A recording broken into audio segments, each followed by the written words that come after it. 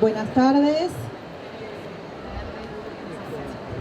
Desde Editorial Cusbaires les damos la bienvenida al conversatorio sobre el libro La incorporación de los derechos de incidencia colectiva en el proceso judicial, autoría de los doctores Marcelo López Alfonsín, Elizabeth Berra y Sabrina Spacarotela. Tenemos el gusto de contar con los autores, así que tiene la palabra doctor López Alfonsín. Muchísimas gracias, Julia. ¿Se escucha?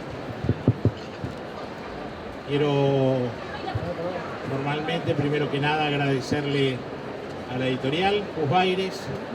En mi caso, nuevamente me ha convocado a escribir otra obra dentro de su colección. No sé si se escucha bien. ¿Sí? Este me parece que anda mejor. Decía que quería agradecer en nombre personal la posibilidad de volver a publicar en esta querida editorial Cusbaires del Consejo de la Magistratura de la Ciudad. En este caso te quiero agradecer, Julia, especialmente todo el esfuerzo que ha tenido, lo mismo a toda la gente de la editorial para poder concretar en su momento la presentación dentro del propio Consejo en diciembre del año pasado y ahora acá en la presentación en la Feria del Libro. Muy brevemente, ahora somos tres, en vez de un autor, somos tres autores. Así que en mi caso lo que voy a hacer es un poco de maestro de ceremonias. Le voy a pasar la palabra a Sabrina Spacarotela, que está acá a mi derecha, y después a Elizabeth Berra, que está acá a mi izquierda. Tanto con Sabrina como con Elizabeth venimos compartiendo desde hace muchísimo tiempo una tarea docente, tanto en la Universidad de Buenos Aires, últimamente en la Universidad de Palermo, y las dos han tenido la posibilidad de padecerme en el juzgado contencioso administrativo de la Ciudad de Buenos Aires casi desde sus orígenes. Así que a las dos muchísimas gracias por la posibilidad de acompañarme en este nuevo emprendimiento. Y sin más, Sabri, 5/7 minutos, como conversamos, algo sobre la obra que en este caso se llama Los derechos de incidencia colectiva en el proceso judicial. Hola, bueno, buenas tardes. Brevemente, como dice Marcelo, simplemente quería contarles que el objetivo del libro, en primer lugar, tiene que ver con analizar las particularidades del proceso colectivo, ¿sí? Los procesos de incidencia colectiva tienen particularidades específicas, sobre todo en relación a la manera de adecuar un proceso de incidencia colectiva en un proceso ordinario. Eso en primer lugar. Después tenemos particularidades en relación con los sujetos, la legitimación, y algo muy importante tiene que ver con los efectos de la sentencia. El libro resulta, a mi modo de ver, interesante porque nos permite una mirada rápida sobre este tema, que creo que es un tema actual y que es de una actualidad fundamental, digamos, desde su concreción en la reforma de 1994, y tiene una actualidad vigente que lo va a hacer a lo largo de muchísimos años. Algo muy importante, que lo habíamos comentado por supuesto con Marcelo en su momento, tiene que ver con la deuda que existe de nuestros poderes políticos en relación a que no existe una ley nacional que reglamente los procesos colectivos. Marcelo en algún congreso o seminario ha dicho que pareciera que los legisladores, al no sancionar una norma en relación con procesos colectivos, quisieran hacer parecer que los procesos colectivos no existen. Y sin embargo, actualmente creo que los procesos colectivos son una fuente importantísima que guarda y protege derechos de usuarios, de los ciudadanos, que de otra manera, quiero decir, en forma individual, les sería muy difícil poder proteger sus derechos. Es decir, que los procesos de incidencia colectiva en general ayudan a que las personas tengan acceso a una justicia que de otra manera no podrían acceder.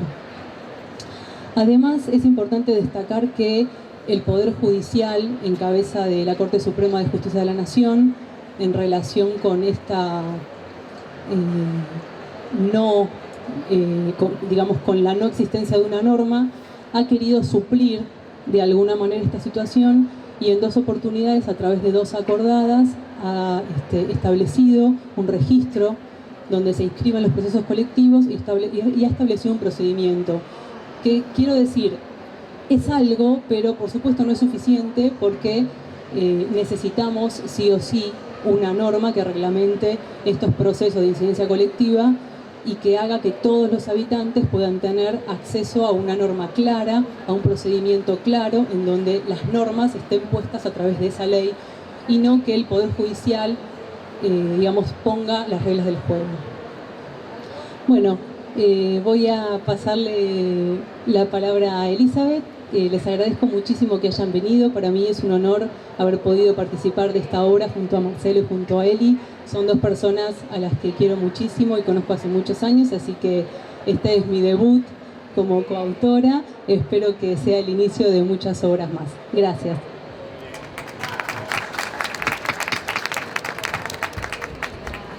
Bueno, buenas tardes a todos y a todas. Yo también quiero empezar agradeciendo, obviamente, a la editorial Jus Baires, que nos dio la posibilidad de poder publicar esta obra, muy especialmente a Marcelo, que siempre me insiste y casi me obliga para estas cosas, pero bueno, después termina siendo una alegría. Y a Sabri, por supuesto, que también es una amiga, así que siempre tienen el doble condimento compartir estas cosas con los amigos. Bueno, yo voy a hablar muy poquito y espero no aburrirlos. En realidad la idea del trabajo originaria era porque cada uno en forma separada habíamos empezado a estudiar todo lo que tienen las particularidades específicas que tienen los derechos colectivos. Al principio con mucho entusiasmo, los derechos colectivos a nivel federal adquirieron jerarquía constitucional en el año 1994 y con la Constitución de la Ciudad Autónoma de Buenos Aires en el año 1996, cuando se dictó la Constitución de la Ciudad Autónoma, siempre es un poco de vanguardia y siempre tiene un aspecto más tuitivo. Tiene un aspecto más tuitivo respecto de los bienes colectivos y específicamente del ambiente y el derecho de usuarios y consumidores, que a nivel de derechos colectivos es lo que adquieren mayor desarrollo y donde se empieza a gestar esta necesidad, si se quiere, de regulación de los procesos colectivos. Digo que al principio con más entusiasmo. Hoy estaba revisando el libro y la introducción tiene unas palabras que Marcelo tuvo ocasión de dar en el acto cuando nos entregó, porque estudiamos juntas, cuando nos entregó el título, y en ese momento la Corte había recientemente dictado sentencia, era el año 2008, no porque seamos tan viejos, pero bueno, ya han pasado unos cuantos años, y la Corte Suprema había tenido oportunidad de dictar sentencia en el caso de la cuenca Matanza-Riachuelo, y que para todos los que estudiábamos el derecho ambiental parecía ser el hito que le iba a dar el puntapié inicial al Poder Legislativo y a la reglamentación de estos derechos, que, a ver, dicho en términos técnicos pareciera ser que no es tan importante, pero cuando se habla de la denegación o de la falta de reglamentación de los derechos colectivos y el desarrollo que, supliendo esta omisión por parte del Poder Legislativo, encara al Poder Judicial, lo que en castellano estamos diciendo es que le dejamos un amplio ámbito discrecional a los jueces, a los jueces para que puedan decidir cuándo, por ejemplo, una persona está legitimada para defender un derecho de paz colectiva. Entonces, retomando un poco la idea de lo que está en juego, aparte de la reglamentación y de lo saludable que sería para la seguridad jurídica, es que de alguna manera termina contribuyendo a denegar el acceso a la justicia de los ciudadanos, que por ahí, bueno, en el caso del ambiente ahora tiene, o es de mayor pomposo, pero también está el caso de los usuarios y consumidores, donde la cuantía del proceso es mucho menor y la denegación de justicia parece ser que es un reclamo insatisfecho por parte del Poder Judicial. Retomando lo que estaba diciendo al principio, digo que en el año 2008 esperábamos que la Corte se había en su cabeza de la cabeza del Poder Judicial, se puso al hombro de alguna forma, no sé yo, ¿sos vos? No.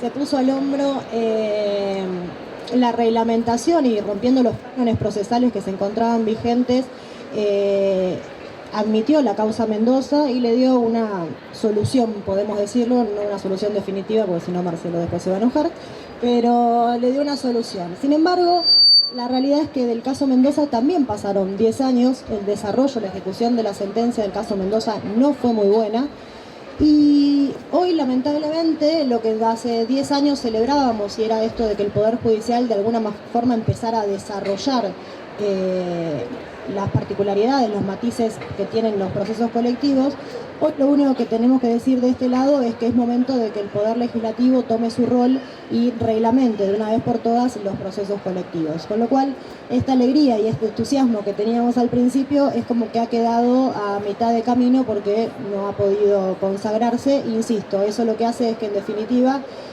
no haya una tutela judicial efectiva para los derechos colectivos. Dicho lo cual, no los aburro más, les paso la palabra a Marcelo y por supuesto les agradezco a todos que estén hoy acá acompañándonos. Muchas gracias.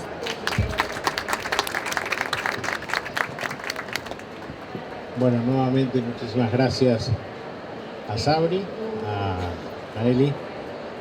Efectivamente hace como 10, 11 años me tocó entregarle el diploma a ambas en un acto muy solemne en el Salón de Actos de la Facultad de Derecho, y era justamente un día en el cual acababa de salir este caso del Mendoza, al que mencionó recién Elizabeth y antes había mencionado Sabrina, que tiene que ver con un tema ambiental, el tema de la contaminación de la cuenca Matanza-Riachuelo, que no es necesario que todos nos demos cuenta que es una de las cuencas más contaminadas de la Argentina cada vez que pasamos por ahí. Y la verdad es que se ha avanzado mucho, pero también es cierto que falta mucho todavía por hacer. Entonces, por eso esa sensación a veces de insatisfacción en relación con los resultados de esa sentencia que mencionábamos, que veíamos con algún grado de optimismo mayor hace 10 u 11 años y que vemos que se va languideciendo poco a poco. Básicamente por algo que me parece que quiero señalar acá, que tiene que ver con lo que va a ser seguramente otro libro que escribamos juntos, que es en algún momento cuando la política se ponga a la altura de las circunstancias y haga lo que tiene que hacer, es decir, sancionar una ley que establezca qué es lo que podemos hacer los jueces en los procesos colectivos. Digo esto porque en general la política se hace los distraídos. En su momento, cuando se sancionó en la Ciudad de Buenos Aires la acción de amparo, se vetó ni más ni menos todo el capítulo que tenía que ver con la reglamentación de esto. Y se pensó que era bueno que los jueces decidamos. La verdad, lo digo como juez, no está bien que los jueces tengamos que decidir quién tiene o no acceso a la justicia, qué efecto tiene o no una sentencia, como señalaba Sabrina al principio. Y está bien que los que son los representantes del pueblo, estimados legisladores, nos digan qué es lo que corresponde, porque eso tiene que ver con algo que se llama principio de división de poderes. No está bien que nosotros seamos los dueños de la pelota en los procesos colectivos, sino que hay algunas cosas del reglamento que las tiene que marcar como corresponde la política. La política en el mejor de los sentidos, digo, no la política partidaria. Y esa falta de reglamentación de los procesos es lo que marcamos en la obra, tanto en lo que tiene que ver con el análisis de alguna jurisprudencia, en el caso Mendoza, pero también se ha analizado otra jurisprudencia vinculada con el tema de usuarios y consumidores, el caso CEPIS, etcétera, o Abarca. Esta jurisprudencia de la Corte que parece muy buena cuando uno la lee, pero cuando uno se da cuenta que en realidad lo que está faltando es que realmente haya reglas de juego claras que protejan esos derechos.